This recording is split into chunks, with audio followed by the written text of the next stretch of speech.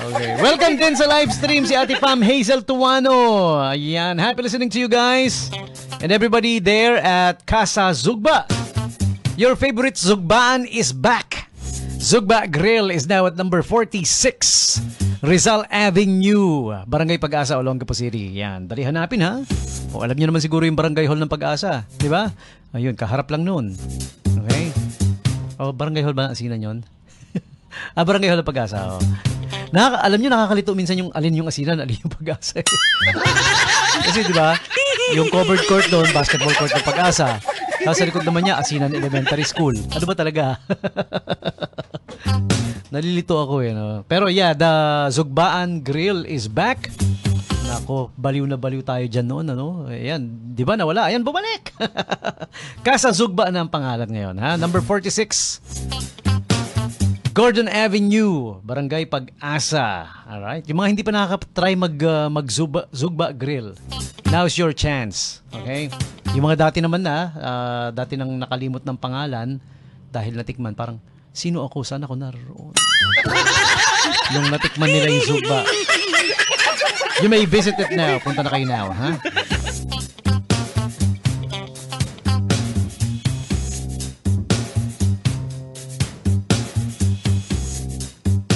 And time for me now to give you today's holidays and observances and the famous birthday segment. Okay, this one's being brought to you this time by Royal Duty Free Shops. Check out the times 2 RPC points, Royal Privilege Card points, every Tuesday and Friday. When you shop Tuesdays, you'll get the chance to double your points for your Royal Privilege Card. Ganun din pag Friday naman. When you purchase on the Fresh section, Fresh Fridays, as we call it, double the chance, double the points. When you purchase on the fresh section, meats, poultry, fish, ano pa ba, fruits and vegetables, and even pastries and breads. Yan yung mga fresh section, di ba? Oh, fresh section. Ano, high school yan ang sinasagot ko eh. Anong section kayo? Ano, fresh section. Noon ano eh, no? Back then, merong ano noon, section 1, section 2, section 3. Para daw maging all-inclusive, para maging all-in, tinigil na yung 1, 2, 3, ano na lang, mga pangalan na lang, gano'n. Para daw walang labeling, sino yung top, sino yung pangalawa. Yun yung ginawa nila sa mga section ngayon. Di ba? So, yung mga section, halimbawa, ginawa nila, Rizal. Section Rizal, section Bonifacio, section Luna. Alam mo na rin kung sino yung section. Nagkalokohan lang yun. Siyempre, nangunguna yung Rizal, siyempre.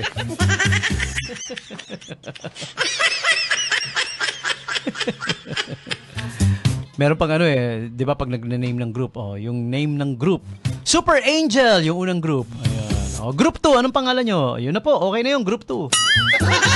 Super Angel na yung nauna eh, alam mo yun. Okay. Babalik tayo. Holidays. Yeah. Ba't ba tayo napunta ron? Royal Duty Free.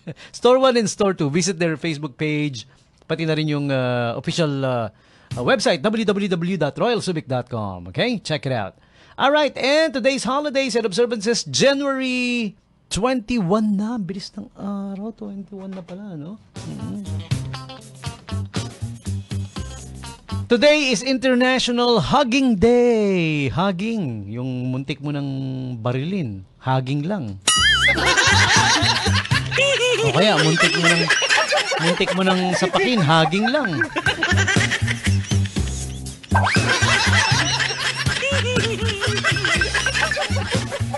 So, after ng Hugging Day, meron pa tayong whoever's calling. I'm doing something. Please, mama, I can take calls muna, ha? Okay. So, International Squirrel Appreciation Day din ang January 21, okay?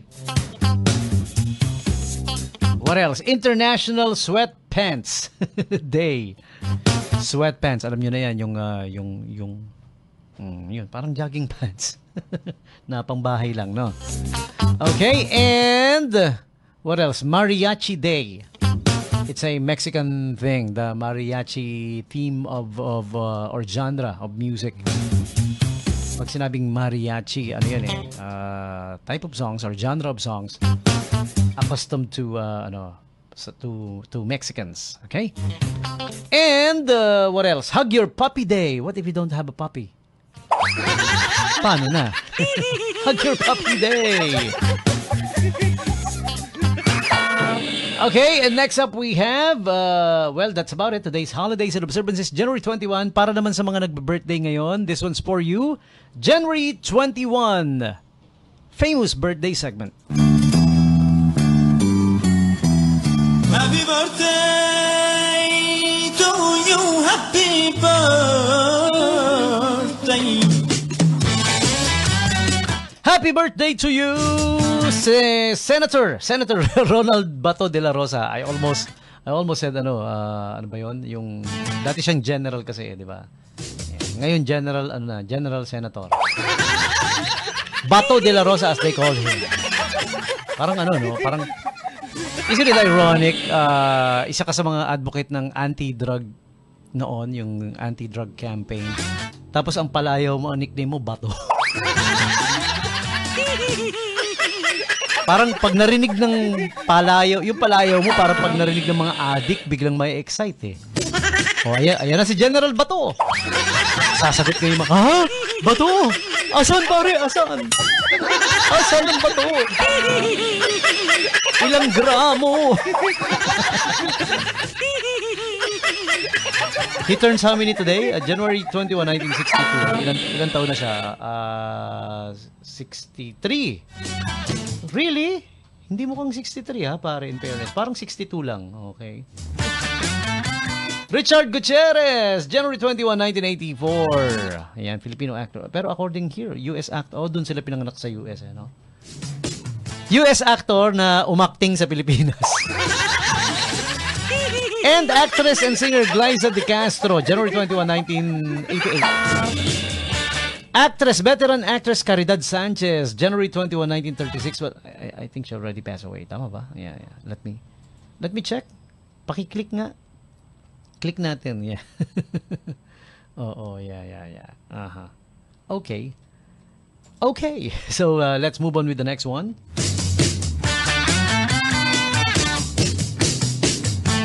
Ito si Ate Chichay. Ayan, napakagaling magpatawa niya nung panahon. During the golden age of cinema pa. She was born January 21, 1918. Madalas nakakasama to nila Dolphy sa mga sinaunang movie nila, di ba? Yung mga roles niya, may character roles siya lagi doon. Next up we have J.R. Siabok, singer and actor. January 21, 1987.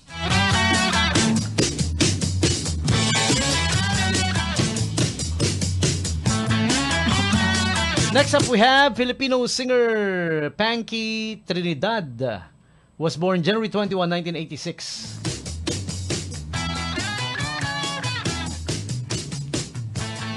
She was part of the first season of Pinoy Dream Academy back in 2006. And once again, she was born January 21, 1986.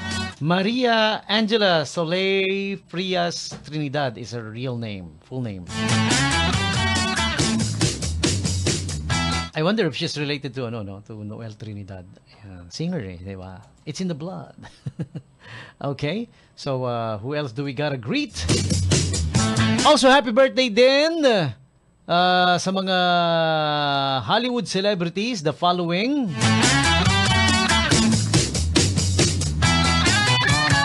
TV actor Jerry Trainor turns 48 today. He became widely known for his role as Crazy Steve on Nickelodeon's Drake and Josh, and later as Spencer Shea on iCarly. Born January 21, 1977, turns 48 today. Next up, we have pop singer Emma Bunton of the Spice Girls. Alright? Ano ba yung nickname niya doon sa Spice Girls? Di ba iba-iba yun no? Ginger Spice, Scary Spice, Old Spice. Basta member siya ng Spice Girls, yun na yun. Well, she was, during her stint with the Spice Girls, she was Baby Spice. There you go, yun, Baby Spice. Because she was the youngest member of the group back then nung nag-Spice Girls sila. She was just 12.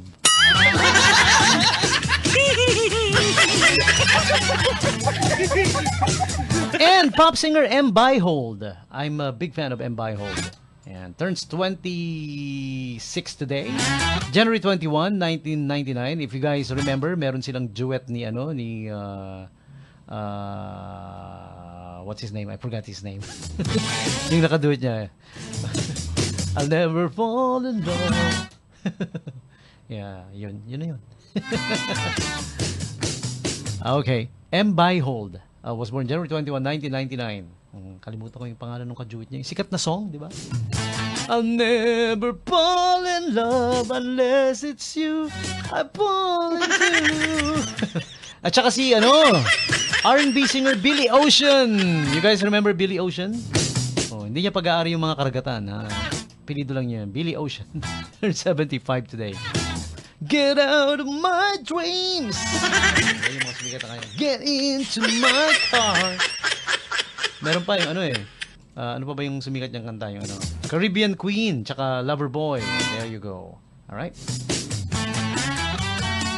He was born January 21, 1950, turned 75 today. Or 74. Tama ba? 75, I'm sorry. 2025 na eh. And movie actress Gina Davis is also one of today's birthday celebrants.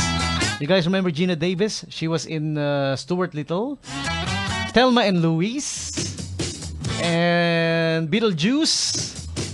And she also, yung pinaka-movie niya, unang movie niya, you guys remember, Tootsie. And Tootsie was a movie wherein the lead role was Robin Williams. Am I right? Tama ba? Oo, si Robin Williams, di ba?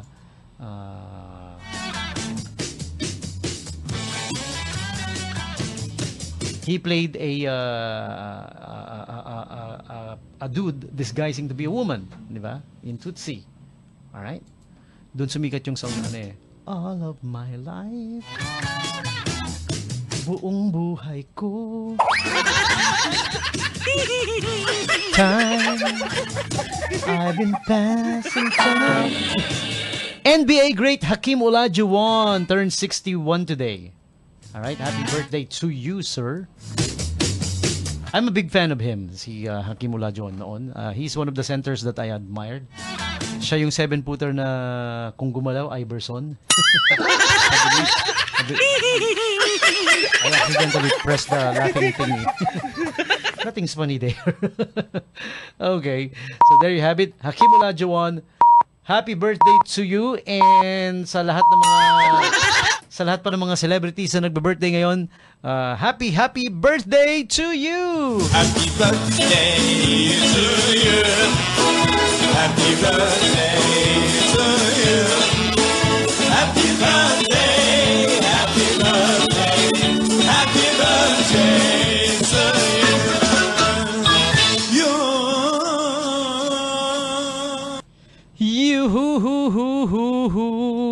Your turn. You guys tell me who's celebrating the birthdays today. Text me up, okay?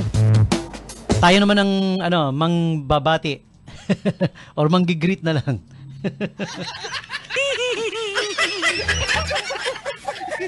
And you may also comment